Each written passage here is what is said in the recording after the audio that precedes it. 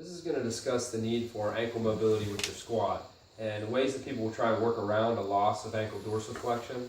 so that they can squat deeper. And that's going to be in the form of a raised heel lift or a plate underneath your heel. So ultimately you need a fair amount of dorsiflexion or ability to have the motion to bring your foot up with a bent knee to be able to squat in a normal way. People will use a raised heel or heel raised up on a weight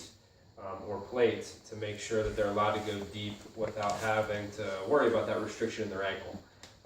At the end of the day, that's going to start to load more of the anterior knee, so it's probably not advisable to do that unless absolutely necessary. Ideally, you probably want to work more on your ankle mobility, which you'll see in some upcoming videos. So if I go into my squat,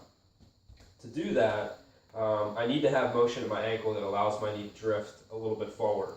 So trying to replicate this as best as I can, as I come down and I have all of my keys lined up, as I get down here, if my ankle starts to tighten, I'm not going to be able to go any further unless I compensate elsewhere, right? Maybe in an increased arch in my back, or maybe in some positioning things with my knees. So a test is going to be if you feel like when you go to squat, you can't maintain this without going very low, and then if you take a plate or something underneath your heel, if you do the same motion and you say, wow, that really helps, I can squat a whole lot deeper, that tells you that that ankle mobility restriction is really driving your problem, because that plate under your heel is now raising you into a little bit more of a toe down or plantar flex position.